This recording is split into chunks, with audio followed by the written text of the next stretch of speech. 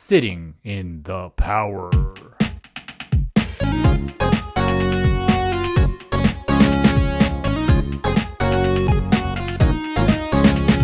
We are two best friends who happen to be psychic mediums. We do readings, we teach, we mentor, and we love to laugh.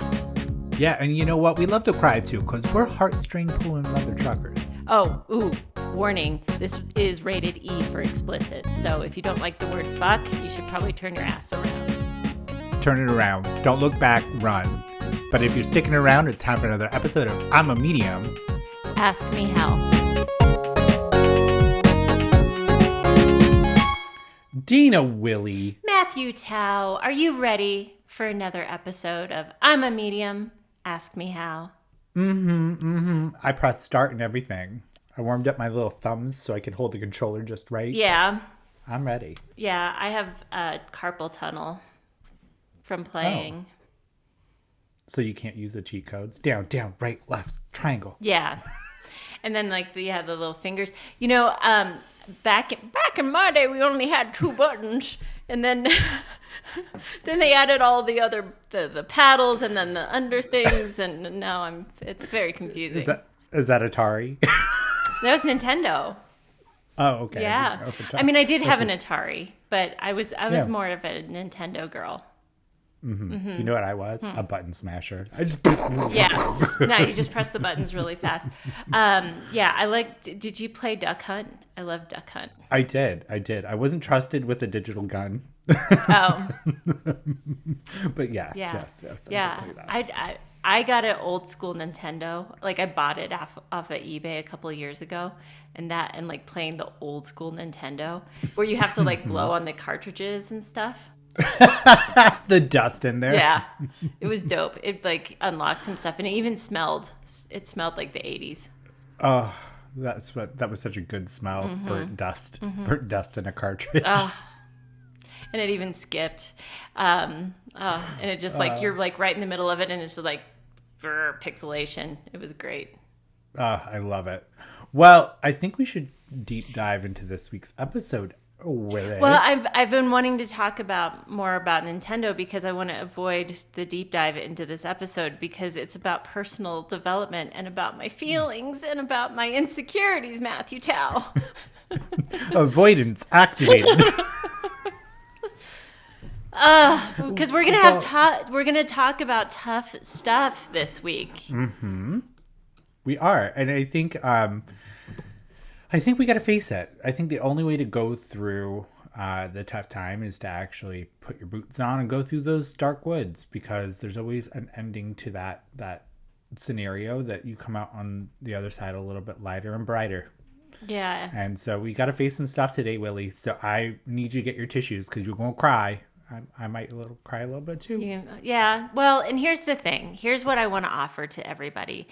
I want this to always be a space where we offer a space to have the kind of the tougher conversations, but also to talk about the things that nobody else is talking about. I think when, even as, for those of you that don't know, Matt and I are educators, we're mentors, and I don't know of a lot of other mentors and teachers that are going to actually have this conversation today and be vulnerable and talk about when you feel like your mediumship is broken and you feel like, is this thing on? And we've had an episode on imposter syndrome before. And this is kind of a deeper dive into this subject matter, but it's something that has personally popped up for you recently. It's popped up for me recently. And it's something that's popped up for a lot of our students recently. And I just feel like it's in the air. And so I feel like we've got to talk about, first off, it's real. I think that it is something that is a constant thing that we deal with as mediums. And this mediumship life ain't easy. And I feel like there's people out there that kind of get up on the screen and say oh, I've got this down. This never bothers me. This never gets me down. And that's bullshit. Yeah, well, we only see them on that screen and we don't see them off to the side going, "Oh my god." But you know what? I think that's what really frustrated me. I'm going to be honest. I'm being legit and real here for a sec, why I always am. But that's the reason why I didn't want our website and our graphics to be the angel feathers. You know what I mean? Because I don't want to walk around pretending like I have it all together and I know everything and I'm this enlightened person, because I always feel like we're always developing. And I find it bullshit and inauthentic. That's just me, no judgment on anybody else.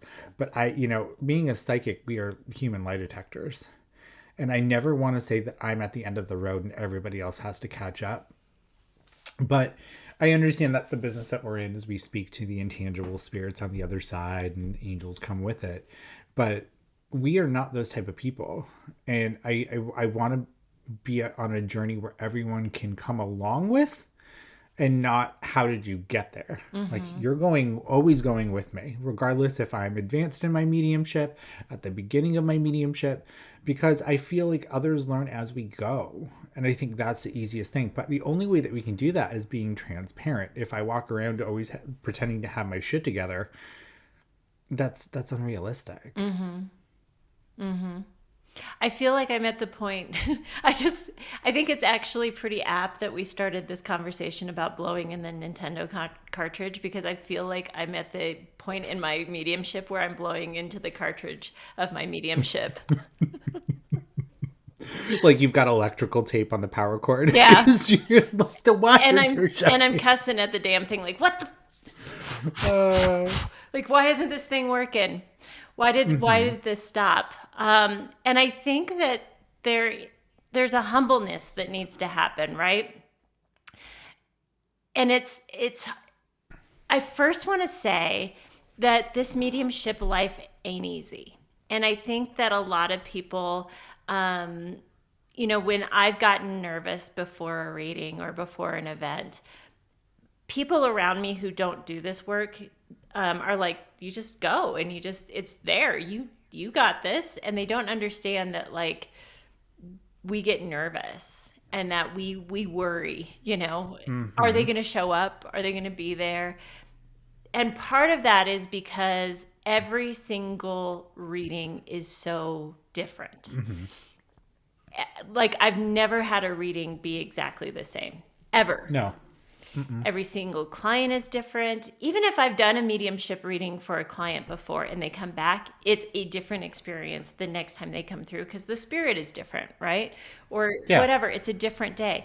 I think of mediumship readings like snowflakes, right? Every single one of them is different. And me being the controlling person that I am, I was going to call myself a bitch, but controlling person that I am. Why did you spell it out? I'm a medium. Ask me. I'll just say the word bitch. I don't know. Bitch. Because I'm trying to be nicer to myself. Okay. All right. I get it. I love it. But you can cuss here and I'm a medium. Ask me how. I know. But I'm just trying to be nicer to myself. Okay. Well, thank you for being nice to my best friend. Thank you. I appreciate that. Thank y'all. I appreciate that. But I think we want to be controlling. We want to, like, we expect this to be like any other job, right? Where I clock in, I start, and even if we introduce rituals or we introduce ways to start the reading and close the reading, that we think that it's going to be the same, and it never is. And that unexpectedness can be the most beautiful part of mediumship, but it keeps us on our toes, and control freaks like me have a real hard time with this. I have a question for you. And this is just a thought that popped in my head listening to you. We both have had other jobs, right? On a scale of 1 to 10, was every single day the same? Some of it, yeah. Yeah. A majority of it. But you had variables that would switch up your day, like the unexpected, you'd have to pivot. But we kind of got used to it as we worked through that, right? Mediumship is the same way, but we have this performance anxiety that comes with it. We have, like, wanting expectation to have, like, healing being done, right? And then we always compare ourselves to our best reading. You know what? What do you... I dislike... I was going to ask you a question, but I'm just going to answer it because I'm going to be that person today. I think the thing that I dislike about reading privately is like that anticipation of the wait for the mediumship, because it gives me time to get into my head, Yeah. right? And it sucks too, because you also have like other mediums being like, then you shouldn't be reading for the public yet. You're not ready, right? Like I've heard that, and I'm just like, you're telling me you never get nervous? You're telling me that you are walking around being like, of love and light, love and light, love and light, love and light, all the time. But you know what that tells me? I care. Yeah. I care about my client. I care about my client's experience with me. I care about my client getting the reading that they deserve and not the reading that's forced on them. And I see a lot of other mediums, and I don't want to, I'm not here to bash other mediums, but it kind of stays on the topic of sometimes you just give what you get and you don't get upset. And if they give like two pieces of evidence, that's fine. But I'm hard on myself. Like, even if I'm giving, like, let's say I have a reading and I'm just like, hey, do you understand your mother? Yes. Do you understand this? No. Do you understand that she would live on blah, blah, blah, blah? Yes. And I'm getting yeses, but it doesn't feel like I'm building the power. I freak out and I reschedule because I don't feel like I give enough to them. And then I'm like, oh, you didn't cry. So then I must have done a bad job. Because there's fluctuations in people respond to mediumship readings in many different ways, but the one that I enjoy the most is when they get to leave a little piece of their grief with me. And if they don't do that, I'm always like, I'm not a good medium, Dana Willing, I want to win. Right? Because I want that person to have that release, but we're all different. But I hold myself accountable to the ones that I like the best. Well, and that's the thing. Like that's we put we want every single reading, and there's something that's really key that you said there, that we care. I mean, there's worse things. I guess there's worse things that could be happening, right? That we care so much that we want every reading to be at that level, right? Where we're delivering so much evidence and we're really moving the sitter and we're really making a huge difference in their life. Like, there are worse things in this world than wanting that for our client, right? But the question is like, I feel like, and we kind of started this off as I always call myself a developing medium because, and you said this as well, we're taking you guys with us. We're not, we don't like to put ourselves on any kind of pedestal. We don't, even though we're teachers and mentors, we don't like to be like, oh, look at us, look at us. That's not who we are as people. And we don't think that's beneficial because we are constantly learning and growing from all of you as well. Like, we are on this journey together. But I think sometimes, as being in that mindset of a developing medium, which I think is, let me just say, is the right way to be, we're always like, what's the next thing? I want that. I want that. I want that. And is it ever enough? Right? Because I want names, right? We hear it constantly. And I think, and we encourage our students to build wish lists for spirit, right? Like, I want names. I want dates. I want this. I want to build better evidence here. I want to build better evidence here. I want to strengthen my clairvoyance, whatever. When is it enough? And I think that both you and I are perfectionists. That's just who we are. And so when is it ever enough? Because even those like fire readings, and this is me just being completely honest with y'all. Even my most fire readings, I'm like, oh, but what if I could have brought a name forward? Or why did I bet I could have, like, if I would have held the link a little bit longer, I could have brought a little bit more through. Or like, there's just always that like little part of me that I'm like, there could have been more. What if I was a little stronger in this area? I could have been bringing more. And I will be honest with you, even the readings where I'm like, that was fire, I'm still critical on myself. Yeah. Well, I think it's always good to go back and listen to your own readings because like what the perception is of being in the moment when you're surrendered and you don't know what you're saying sometimes, or there might be a silence pause. You go back and you're like, oh, that wasn't that bad. But we kind of pick apart our mediumship reading because we want to be better, right? But it's hard because I'm the opposite of you. Like I give everything I get, and I'm not saying you don't. I'm not sure your process, but I'm going to speak for myself on this, where I give you everything because I don't know what's important and what's not important. And sometimes I overgive stuff where I'm like, do you understand this? Okay, well, I'm going to give it to you just in case it's something else later on. I'm going to give you this. I feel this. I feel this. This is what I'm hearing. This is what I'm seeing. And I'm watching my readings back being like, am I giving too much? Should I edit this down? Because I see other mediums being like, your grandmother's here. And she liked long walks on the beach, fried chicken, and big mediums. Okay, and then that's it. That's all they give. And the client's happy. But I'm like, do you not understand the color of the mold that was underneath her floorboards in 1984? And you know what I mean? Like details that are really unnecessary to me. But sometimes they're life-changing. And that's the hard part about mediumship is that we can filter through what we find important and then leave a whole bunch of stuff on the table. And then guess what? Your client will never know that stuff came through because you didn't say it. And then that piece of evidence might be vital for them, right? Like if I was to be like, okay, well, I'm seeing jelly beans. That doesn't seem really important. That's random in my brain. But that person would have like literally melted on jelly beans because that's the undeniable evidence that I have their grandma. It's like, do I give that or do I not give that? So I started surrendering and just giving everything and just being like, yeah, I'm okay with it. But I beat myself up for it. Yeah. So it's almost like a cycle of abuse of being like, well, it's not important. And then comparison comes in. Oh, Dana Willie. Oh, comparison. You know what? We tell you guys all the time from Megan Elisa, my mentor's mouth. I'm going to give her credit because this is where I heard it and it clicked and now it's like a part of my vernacular, is comparison's a stealer of joy. And I heard it from you as well. Comparison's a stealer of joy. But we always do it. There's you can never shut that down as much as you can. Like you can recognize it, and I think that helps a little bit, kind of easing that pain.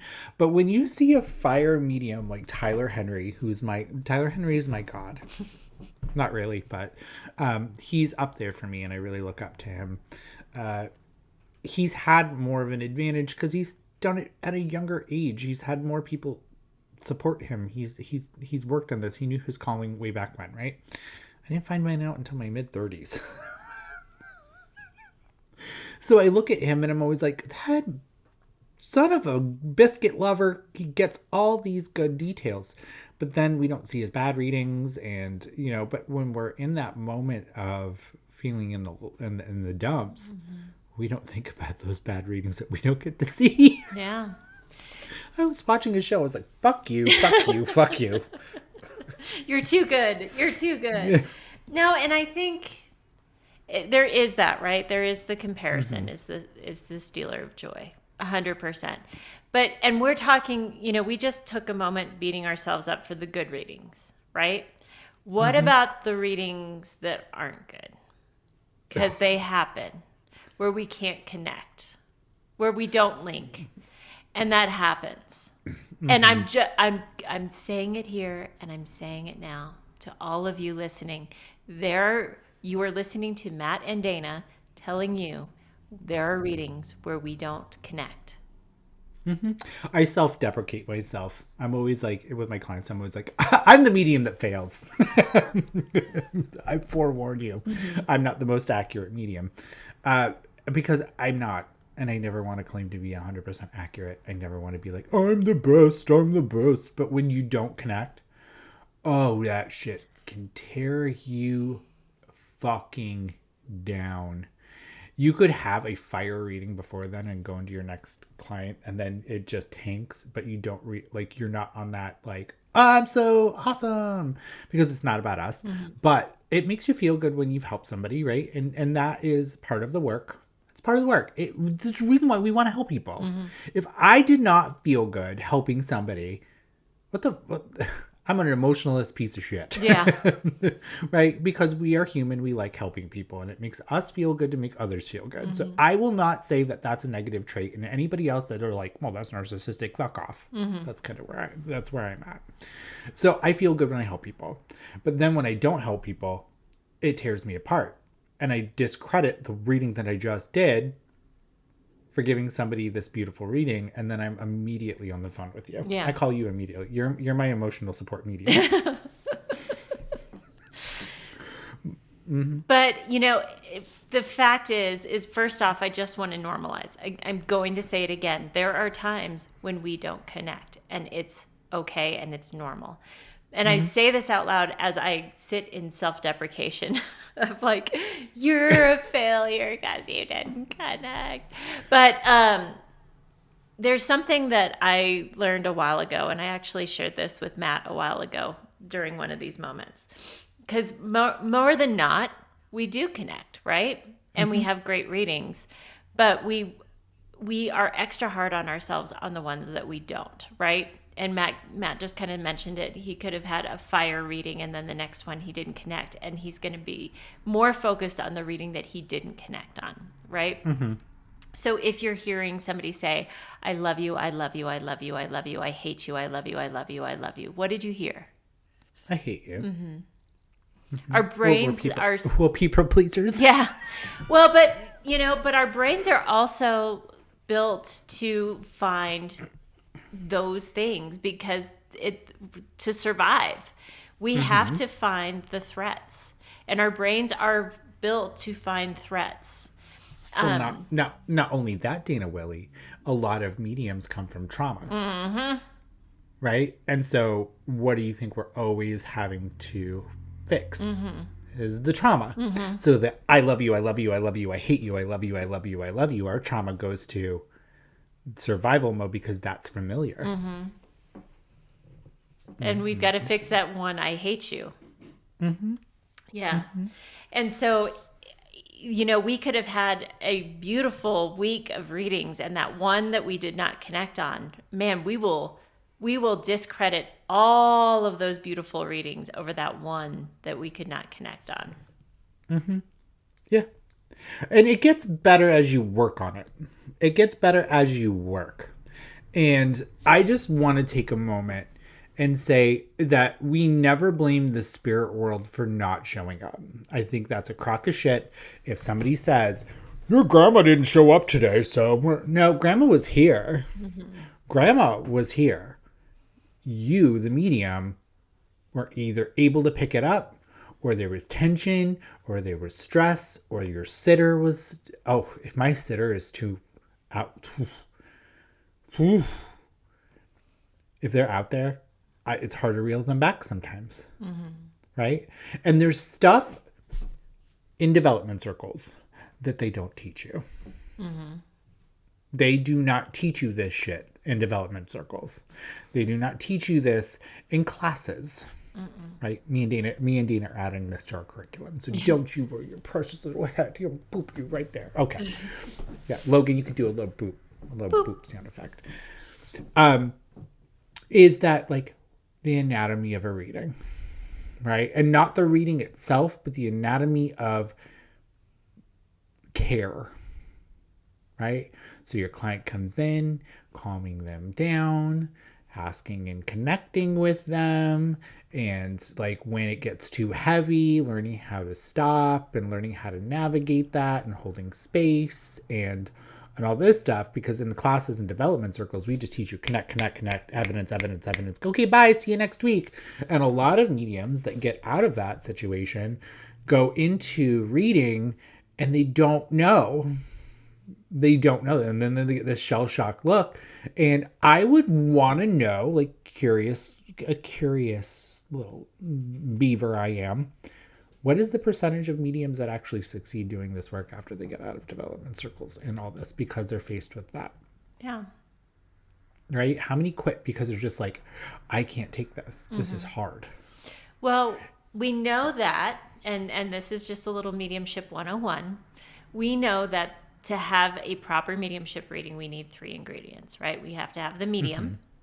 We have to have the spirit world, which we know always shows up, right? And then we have to have the sitter. So in the spirit world's perfect. It always shows up. It's fantastic, right?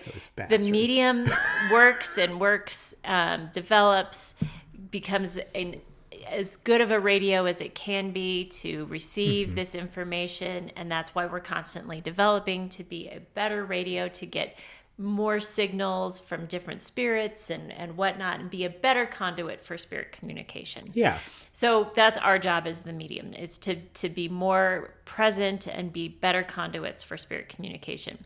The next thing is the sitter, right? And like what role do they play?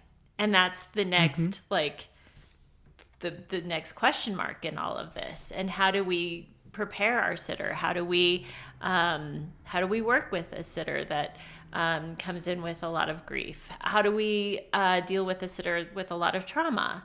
How do we, this again is why development is really important. How do we, because again, this is a divergence, but like in mediumship, in death, not everybody dies like, I lived this long life till the age of 97. I had a beautiful family life. Nobody ever got divorced, or like everything was happy. Everything was wonderful. And I died at a ripe old age of 97 in my sleep, and everything was wonderful and beautiful. Like that never frickin' happens, right? And typically people are coming to you for a mediumship reading because they need healing around somebody's passing or their loss, right? And so we have to be trauma informed. We have to be able to hold space for the sitter. They're often coming to us with a lot of grief. They're often coming to us in a lot of pain. So there's a lot that's sitting there with the sitter, and we obviously don't want to blame any issues necessarily with the connection with the sitter, but the sitter is really an important ingredient in a mediumship reading, right? And so I believe as the medium, it's our job to set the table. I always considered the medium as like the catering the caterer, like they've got to make sure that everything's going well in the back room with the spirit communicator, and then they've got to make sure the food gets delivered and all of that to the sitter, and everything. They're just communicating. They're making sure the room is set and everything is ready, and they're constantly checking in and making sure everything is well, right? This is my life from being a caterer for a long time.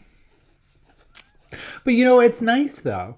It's nice. And there's a couple things that I would also say to add on to that, is that you also need to learn when to handle not connecting. And that's an art unto itself, because I have seen when somebody can't connect, the person taking it personal that there's something wrong with them. And their client walks out feeling damaged, that their loved one doesn't love them enough to come through, right? You're going to encounter a lot of different scenarios, and you need to be informed and ready at any time, and trauma informed, grief informed, making sure that you're empathetic and that you care. And so let's move on to what to do, or how they can like better support themselves when we're feeling this. Because I feel like that's like we've gone over the bad problem. Yeah. Right. So let's go how to fix it. Yeah. Relax. If you're adding tension to a mediumship reading, whether it's expectation, whether it's fear, whether it's stress, not being able to sleep, being exposed to a lot of negative influences outside outside the reading, even like rituals can sometimes cause tension, because then, if you don't have that stuff to do that ritual, then you're like, I'm not going to connect, right? Our mediumship is the easiest thing our soul knows how to do. It's the easiest. It's almost so easy, as Tony Stockwell says, it becomes hard, right? Relax. Take it easy on yourself. It was supposed to fall the way it was supposed to fall. You were trying to control an very powerful, intangible situation. Why are you trying to run in the tide with like a little shovel and try to dig out the ocean? Like that's essentially what we're doing when we're trying to fight mediumship and the flow of how it should go. So relax. Yeah. Relax. Take it easy on yourself. You're still a medium. You're also not going to connect with everybody. You're not the medium for everybody. And that is why there are so many beautiful, and that's why I also believe like there's no competition in this. That's why I always go to refund, reschedule, refer, right? Because I may not be the right medium for you. And so there's that possibility as well. But also I think one of the biggest things and one of the biggest unlocks for me, Spirit told me, just show up. Just show up. All we need you to do is just show up and release expectation. Like if you don't get a name, it doesn't mean you're not a medium. If you don't pull a date, that doesn't mean you're not a medium. Sometimes just being present, just being there, and just giving what you're getting is enough. If it's 5 pieces of evidence and that's all you got, and you held space for the client and they received healing, that was enough. That's exactly what they needed that day. The next reading is going to be another snowflake. It's going to be something completely different, but you just simply being present and being there and giving what you got is exactly what you need to be doing, and releasing any expectation of what a mediumship reading needs to be successful. I have a question, Dana Willey. I have an answer. I'm going to use your snowflake analogy. Okay. So, mediumship readings are like catching snowflakes on your tongue. Would you catch more snowflakes laying down with your mouth open and being relaxed and then just enjoying and savoring the snowflakes on your tongue rather than running around your yard with your mouth open? Like going, Going, right? Like, how many snowflakes are you missing? Because you're going, right? Or you try to think like, that snowflake's really important for me to catch, but you're not catching the one that you need to catch. Right? So we're going to do that. But rule number 1 of mediumship etiquette. Your client is the most important person in the room. It's not about you. It's not about how fucking cool you can be. It's not about the evidence you can pull out. It's not how, wow, look at me and I'm amazing and I'm the only one that can do this. Because if you're more focused on yourself and your ego, you're missing the entire point of mediumship is human connection, not ego stroking. So you done missed the boat, kid. You're going to have to get the next one and you're going to have to wait a little bit. Okay. Sorry about that. Sorry. But if you're more focused on the care of your client, because I always tell my client, this space is for you. This time is for you. You can use this time however you want to. Okay. My job is just to bring forward evidence. But if you're going to use 30 minutes, 25 minutes out of this 30 minutes to cry, cool. Because I want you to let it out. I want you to let it out. I want you to have a good cry. I want you to talk about your loved one. I want you to just hold space, right? Because we're essentially little mediumship grief counselors in a little bit of a way, right? So I did my job. I made sure that my client was satisfied. I always pre-warn my client ahead of time of being like, I follow the 3 R's. So mediumship is never a guarantee. And I say this to my clients in the first 5 minutes of the reading. It's never a guarantee. It's not 1-800-dial-a-heaven. I can't, go to an operator and ask for Susie on level floor in accounting because that was Susie's job. It doesn't work that way. So however happens, happens. So I can refund you, refer you out with a refund. I'm not going to refer you out if I've done nothing for you. So you're going to get a refund and then I'm going to refer you out. And then I can reschedule you. But I'm not going to reschedule you right away. I'm going to put space between this reading and the next one. And you gave me that best advice. So thank you so much, Willie. But it gives me a time to relax and not remember the reading. Because I don't want to go in and being like, I failed this person last time. I want a little space. But I'm still going to send them the recording. Because a lot of the time, what's not a yes now is a yes later. And we've gotten plenty of emails. Oh my God. I can always remember this reading. I gave her a reading. It was like a 70% yes. and a 30% no. And I sent it to her. She emailed me back a full detailed list of every single no of how it was a yes without making it fit, but they were legit yeses because spirit is intelligent. They know that they know 2 steps ahead of us. Okay. So they're going to know that Susie's going to share it with Susie's mom and then Susie's aunt. And they're going to give it because maybe we're speaking to grandma, right? Well, grandma's more connected to Susie's mom and Susie's aunt because they're her daughters. Then maybe Susie, the granddaughter, knows because maybe I don't know, Linda spent more time with Jessica and Marie, the aunt and the mom, right? There are things that the sitters sometimes just don't know. And so relaxing and releasing and just being like, I'm going to give you everything. Here you go. And then they come back with a yes, yes, yes, yes, yes, yes, yes, yes, yes. Because they typically clients will do that because they just want to make sure that everything is validated and that they like sharing their reading. Yeah. They like it. It's a sacred place that we get to share with our clients. It's the most sacred place when we get to hold that space, right? And that's one of the things I love most about mediumship. The other thing is and we really work with this in our development space, is no's are really important, and no's are you got to get okay with getting no's. And that no's hurts. Even like I said, even right now, no's are okay, you got that reading where you got 30% no's and you walked away, you're like, shit. But we have to be okay with getting no's, even, because no's happen, even at the professional level. I always say that I shoot for 80% accuracy in a reading. And the way that I explain this is I leave room for 20% no's. And part of that is I'm human. I may interpret something wrong.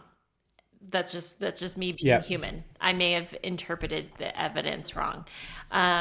You may find out that you have to ask somebody after the reading about a piece of evidence that I brought through. You may not have that knowledge right then and there. There's a thing called psychic amnesia, where you just at the moment in time, you're not placing the piece of information, and you're not taking that piece of information. So I leave room for that. So between those 3 factors, I leave space for 20% of no's in a reading. And that has given me some flexibility of okay, they're saying no, it's okay. But most of it should be landing during a reading, and that helps me. Psychic amnesia is a real thing. Oh, it's a real thing. I forgot about my dead dad last week. Yeah. We were in development circle and the girl was like, I have a father here in spirit. And I was like, no, that's for her. Yeah. I go, Matt totally and I shut my camera off. And then I had to reply. I had to apologize and be like, I'm sorry, I forgot about my dead dad. Because the reading was it for me? Yeah, it was for you. Yeah. I felt so bad. But sometimes it can just be nah, I don't. It's not clicking. It happens. It happens. It's literally, and you got to also remember, we're not just throwing things that you can remember out at you, because spirit is I have a whole life.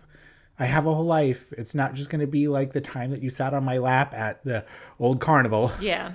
Right? It's going to be dates and names and times and street addresses. And I've seen mediums pull through phone numbers. I've seen mediums pull through descriptions of what their dog in the childhood looked like. And sometimes that needs to be validated with space. Yeah. So take it easy on yourself. Stop. Yeah. Stop it. You're just, this just pops into my head. I think spirit just was yeah, motherfucker, you say this, do it real good. Okay. How much of that is our ego wanting to feel good? It's all of our ego. And that's the thing, in the end, I think our biggest enemy, if I'm honest, is us. Yeah, the biggest enemy in mediumship is our ego. And keeping it's not over celebrating those amazing readings. And it's not over killing ourselves over those bad readings, right? And it's living in balance and as much as we possibly can. And I think that we can always look at things with opportunity. Like we're constantly developing, we're constantly growing, and I think we can look for opportunities where there are some. But I think that not just living in balance as much as we possibly can, remembering Yes. that this is the simplest thing that we can do. But when our ego wants to get involved, when we want to make this about us and not about the client or the person or the sitter, that is when mediumship gets hard. When it gets mediumship gets real hard. Your mediumship get real hard, Dan Willie. So, let's talk about for a second while we still got these people. Yeah. Why don't we call this a gift? Oh my God, I hate it when people call me a gift. You should share your gift for free. What's a gift? Gift with purchase. I'm like, girl, I did not subscribe to the Time Life series to get the free encyclopedias and the telephone. Okay, it's not a gift, and I dislike it when people call it a gift. It's almost saying like you're more special than anybody else, and you deserve this above everybody else. So here you go. Okay, we could all do this. Newsflash. I'm sorry for those who feel like it's a gift, but that's just your ego wanting to feel special. We are all a human soul. We all have a soul, and soul communication is the simplest thing that your soul knows how to do, because we all have a higher self. We all have a spirit guide. Therefore, we're all able to do this work. It's just some are more aptitude to do it than others. Somebody has more mommy issues and trauma that's made them a little bit more sensitive to be able to do this, but we can all do it. All do it. So therefore it's a ability and not a gift. And when you also say it's a gift, it's a burden at the same time, because this was forced upon you with no choice. Right? And then you have now taken your power and you've given it away to somebody else because you are given this above everybody else with no gift receipt or receipt to return it, right? So I don't like calling it a gift. I don't think that being able to draw is a gift. It's an ability. I'm an artist, I can tell you. I just don't pick up a piece of paper and I'm a fucking Picasso. I had to go to art school. I had to study. I had to work on hone my craft, right? You may be crafty. That's a talent. It's not a gift. Yeah. Anybody can be crafty. It's whether that you're good at it or not. And who's to say, and this is my question for you, Dana Willie, who's to say what is good and bad at a gift or an ability? Right? Just because somebody picks up 4 hot glue sticks and makes a stick person with little pom-pom balls on it, to them, that is the best thing that they've ever done, and they have pride in that. Yep. Yet you have somebody over here with modeling clay making a full caricature of somebody and sculpting stuff. Well, they just put more time into it and they're proud on it. But it's what you get out of it that makes you feel good about yourself. And that drive that you have to want to hone your craft. And that's the people that I love being around. I'm going to get on my soapbox for a second. If you care about your craft, you're working in your craft, you're accelerating yourself, you are literally striving to be the best that you can be without an ego, you can be my friend any day. You are, oh my God. Those people I want around all the time because they care about the work and the quality that they do. And if you're still making stick figures and pom-pom people, but you care about your craft and maybe you're going to the store and researching glitter and a Cricut machine, you're still my friend. Yeah. We're constantly growing, and the fact that you're listening, the fact that you're showing up and trying, the fact that we are constantly developing, and this podcast in particular is not about specifically about developing your mediumship. This is a personal development podcast. Spoiler alert. If you've made it this far to the end of this podcast, now a warning. This podcast is about personal development in your mediumship. And this is about dealing with that person, that voice in your head that says you're not worthy enough. Like, we are all able to get to Tyler Henry level. I mean, we all are. I mean, it's do you want to put in the work? Do you want to develop whatever? But we're all worthy. But releasing expectation, having some grace for ourselves when we don't hit the mark. But what is the mark? And stop. I think I just something just we have these imaginary marks that we set for ourselves that we have to just erase and just simply be present. Simply know that Spirit has asked us to show up, and continue to do the work. And like Matt said, you're our hero if you do that. If you continue to just show up and do the work and be vulnerable, you're doing the work. But work on that voice. Who is that voice telling you that you're not good enough? That the evidence that you gave wasn't enough? That you're not where you need to be? You are exactly where you need to be on your development journey right now. Take that in for a second. You are exactly where you need to be on your development journey right now. Can I also add something on too? Comparison, when you also compare other people, like let's say Tyler Henry, he's just a person. And when you put that person on a pedestal, you discredit all their hard work. Because you have no idea the work that Tyler Henry had to do to get where he did. He used to put 8 hours a day in, like plus, into sitting at a restaurant and giving readings. And he honed his craft. But to us, he just pops up and shows and he's good, right? Or us, putting us on a pedestal. We worked really hard and years, not just months. We just didn't pop up out of nowhere and be like, I'm really good at this. That's also why I don't like calling it a gift, because a gift you don't need to work at. So be easy on yourself. Enjoy where you're at. Don't worry about what other people are at. It's good to have idols and goals. And you can always dream board your shit and your little wish list for Spirit of what you want. But just be okay with where you're at. Pay attention to your own paper. Stop cheating. Eyes on your own paper, kids. And know that, like, if you're having a moment where you feel like you're broken, where it's not enough, where you're questioning, am I a medium? You're not alone. We've been there. Take a break. And yes, thank you. It's okay to take a break. This will be here when you get back. Deal with your human shit for a second. Peel that onion. Where is this coming from? Why are you being so hard on yourself? Mediumship will be here when you get back to it. Amen, sister. Well, thank you, Matthew. I feel better. Do you feel better? Oh, I feel good too. Thank you so much. All right. Well, I was going to do it. I was going to do it. Thank you so much. I can't do it without it. Drew Barrymore, if you're listening, thank you so much for the... Can she start sponsoring the podcast? I hope so. I love me a little Drew. Yeah.